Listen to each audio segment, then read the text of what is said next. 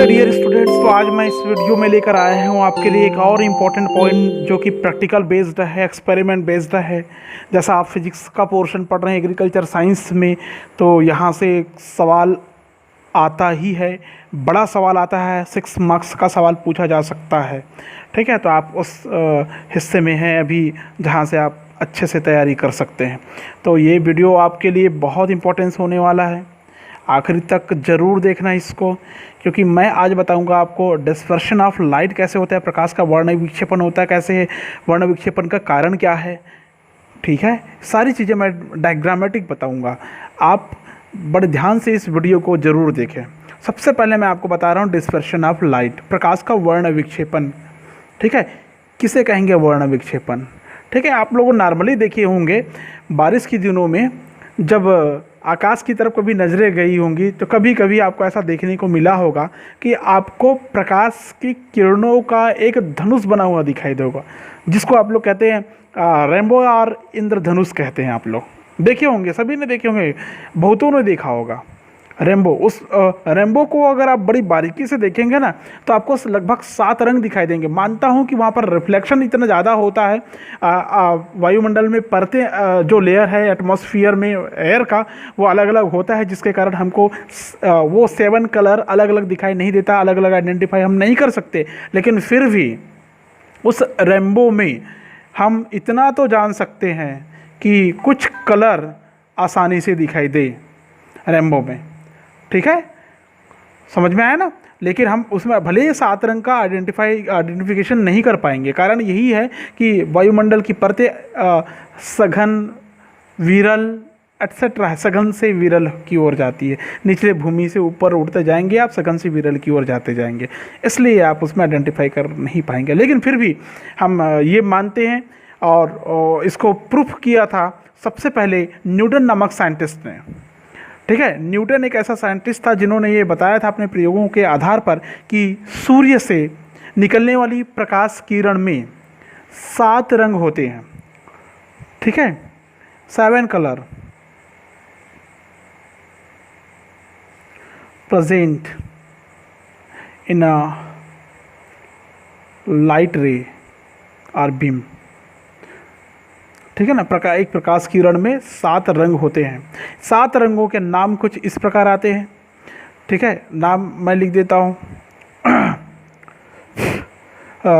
इसमें आता है आपका वायलेट,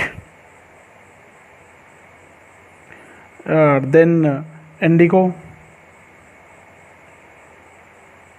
ये नाम तो सुने होंगे ना। इंडिगो, वायलेट को बोलते हैं हम लोग बैंगनी बोलते हैं, और इसको जो इंडिगो को जामुनी बोलते हैं। फिर आता है ब्लू, नीला बोलते हैं इसको, कलर नहीं पढ़ा रहा हूँ मैं। ग्रीन, हरा, येलो, पीला, ऑरेंज, नारंगी, and then last red. Yes, ठीक है, V violet, I indigo, blue, G green, Y yellow, orange, R red. ठीक है, विब ग्योर दिखाई दे रहा होगा आपको, VIBGYOR, विब ग्योर दिखाई दे रहा है। ये 7 रंग अंग्रेजी के में अगर लिखें इसको तो हम लोग ऐसा लिखते हैं, इसको विब ग्योर लिखते हैं ऐसा, 7 कलर। ठीक है, और हिंदी में कैसे लिखेंगे, वायलेट बैंगनी, इंडिगो जामुनी, ब्लू नीला, ग्रीन हरा, येलो पीला, ऑरेंज नारंगी, एंड द लास्ट रेड लाल। तो हिंदी में क्या हो गया, बैजानी हपीनाला। आप इस कीवर्ड से इसको याद रख सकते हैं। ठीक है, बड़े काम की चीज़ है, ये आता है, पूछा जाता है, सामान्य ज्ञान के लिए भी बहुत ज़रूरी है ये। ठीक है, तो मैं बताता हूँ ये 7 रंग आपको कैसे मिलता है।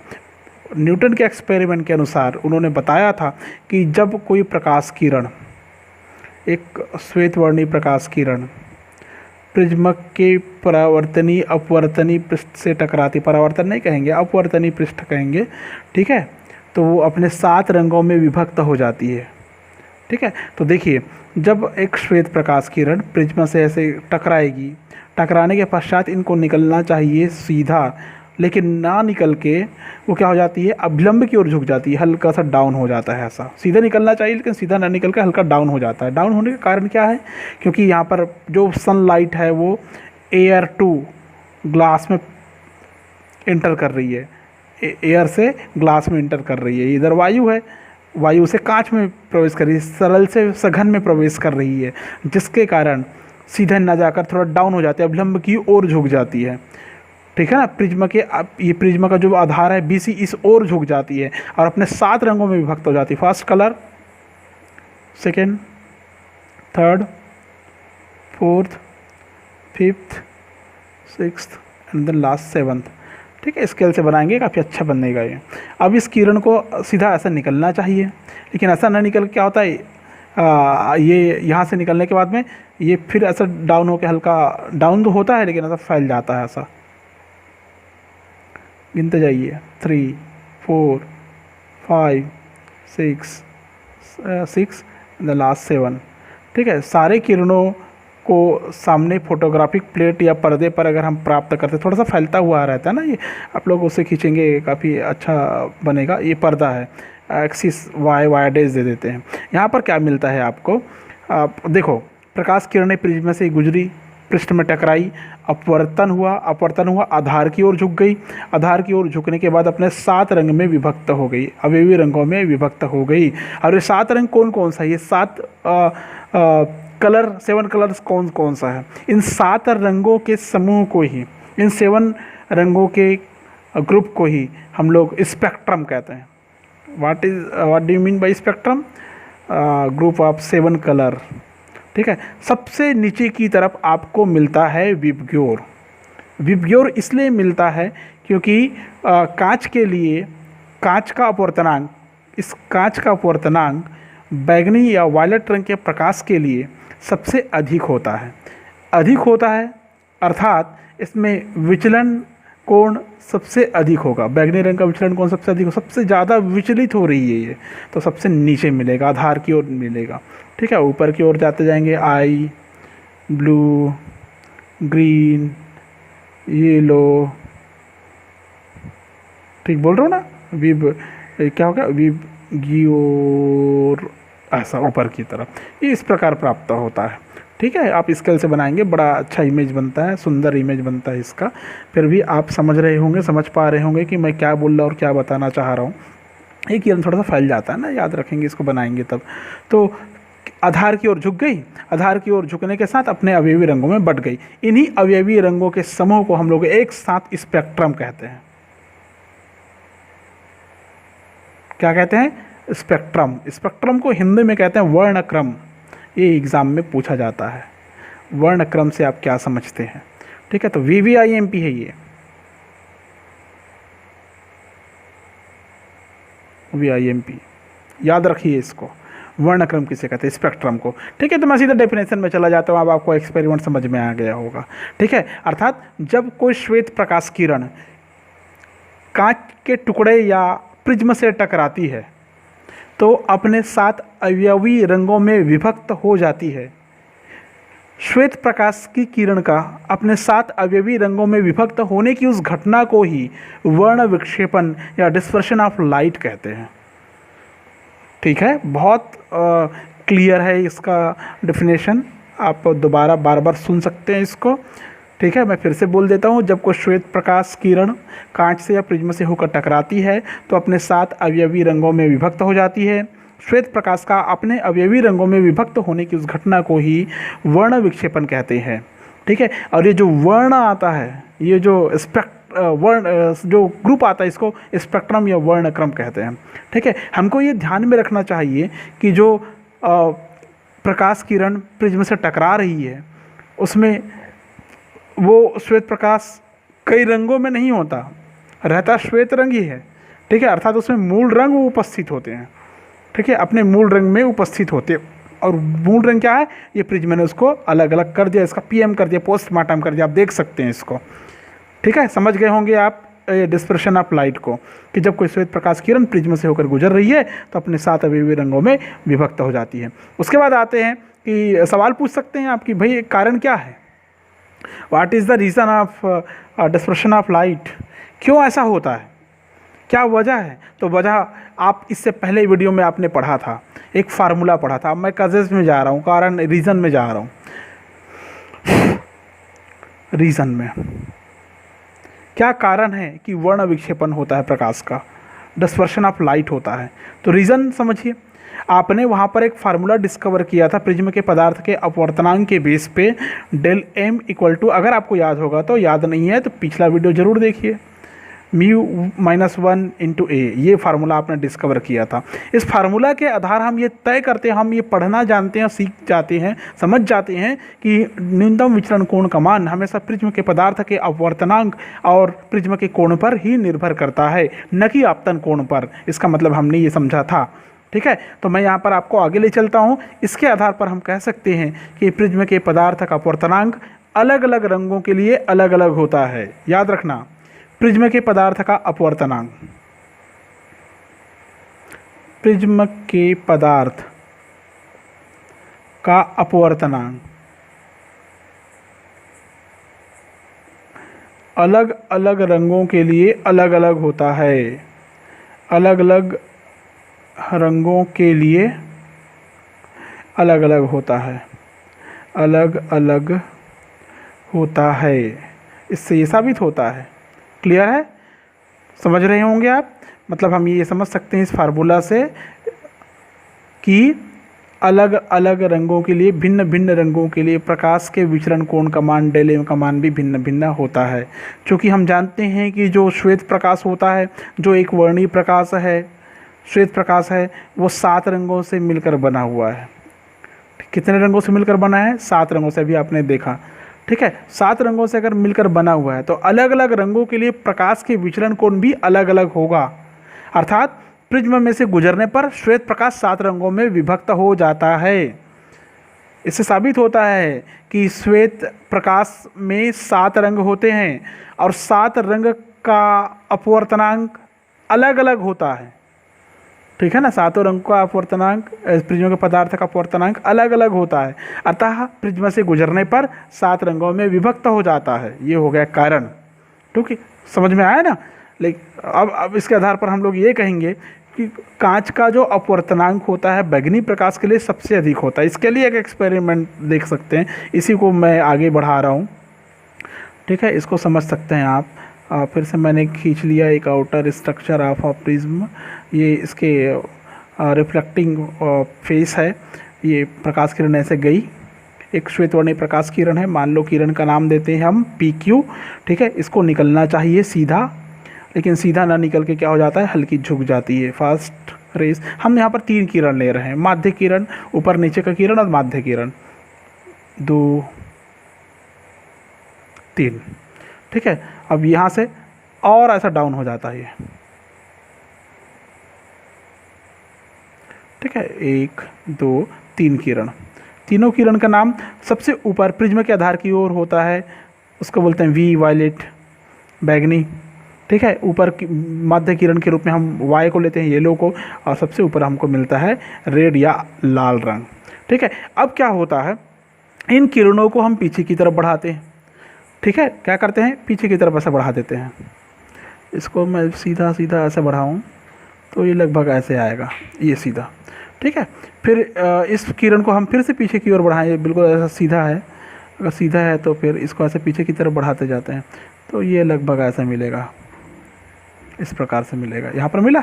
अब फिर इस किरण को भी ऐसे पीछे की ओर बढ़ाएंगे तो ये ऐसा, इस प्रकार ऐसा मिलेगा।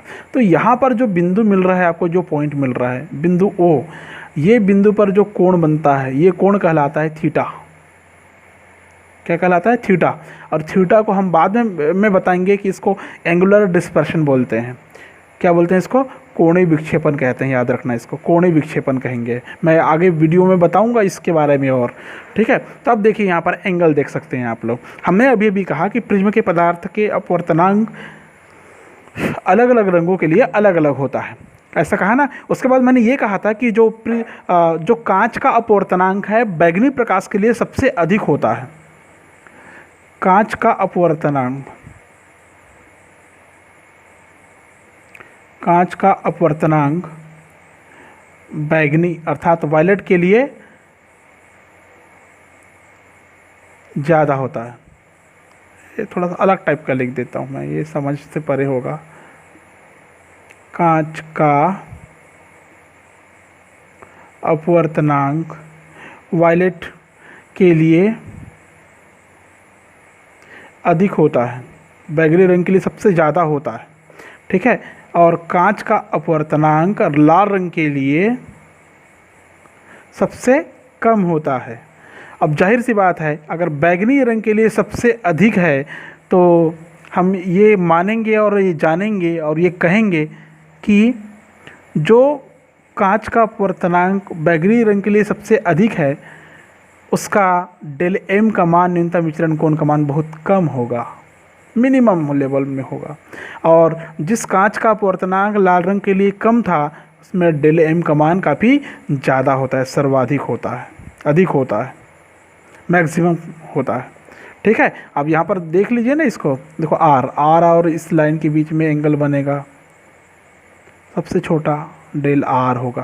कोण बना ना, एक कोण बन रहा है इसमें, इस लाइन में बन रहा है, ठीक है। और ये वाला देखिए दूसरा, ये हो गया डेल वाई, और ये हो गया तीसरा, ये हो गया डेल वी।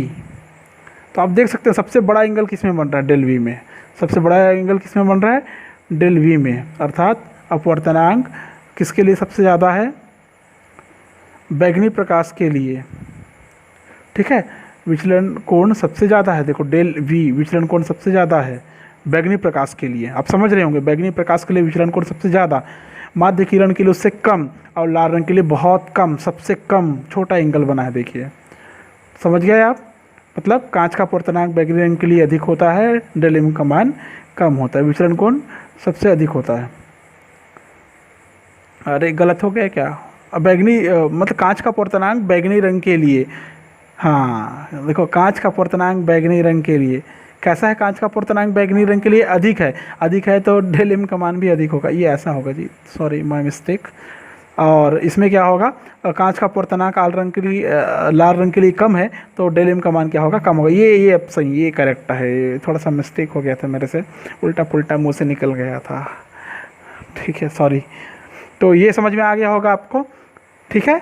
अब इसके आधार पर आप ये तय कर सकते हैं और समझ सकते हैं कि बैगनी प्रकाश के किरण जो होता है, बैगनी प्रकाश का जो किरण होता है प्रिज्म के आधार की तरफ अधिक झुकी रहती है, और लाल रंग का जो प्रकाश किरण है वो आधार की ओर सबसे कम झुकती है। कम झुकती है का मतलब कम फैल रही है, सीधी सी बात। ज़्यादा झुक रही है मतलब ज़्यादा फैल रही है, ज़्यादा भारी है, ठीक है। कम फैल रही है, कम झुक रही है का मतलब होगा कि ये बहुत दूर तक जाएगी, और जल्दी ज़्यादा फैल रही है मतलब तुरंत वहीं पर बिखर जाएगी वायलेट। और यही कारण है कि सिग्नल में हम रेलवे ट्रैक जो होता है उसमें देखे होंगे अक्सर रेड लाइट का प्रयोग करते हैं, किसी भी प्रकार का सिग्नल में रोकने के लिए, खतरे की स्थिति को बताने के लिए, डेंजरस कंडीशन को बताने के लिए रेड लाइट का प्रयोग करते हैं, ठीक है। कौन सी लाइट का, रेड लाइट का। कारण आपको मिल गया होगा, क्या मिल गया होगा, फिर से रिपीट कर देता हूँ, ये बड़ी काम की चीज़ है, आपके एग्ज़ाम में पूछा जा सकता है। ये क्या है, जो लाल रंग का प्रकाश है, कांच का अपवर्तनांक सबसे कम होता है, और जितना कम अपवर्तनांक होता है उसका विचरण कोण भी उतना ही कम होता है। न्यूनतम विचरण कोण कम है, विचरण कोण तुम मारो गोली, न्यूनतम विचरण कोण कम है, एंगल ऑफ डेविएशन कम है, ठीक है। इसलिए इसका प्रयोग हम लोग किस में करते हैं, सिग्नल के लिए करते हैं, ठीक है। तो दोस्तों, मेरे प्यारे बच्चों, स्टूडेंट्स, जो भी देखेंगे वीडियो, सबको आपको ये वीडियो पसंद आया होगा और समझ में भी आया होगा। नहीं आया है, जैसे भी होगा, जो भी होगा, तो आप कमेंट करके बता सकते हैं। नेक्स्ट वीडियो फिर से लेके आऊँगा, इसी कंटेंट से रिलेटेड एंगुलर डिस्प्रेशन वगैरह, एंगुलर डिस्प्रेशन पावर वगैरह बताऊँगा मैं, ठीक है। आज के वीडियो में बस इतना ही, मैं फिर से नया वीडियो लेके आऊँगा, तब तक के लिए सबको बाय।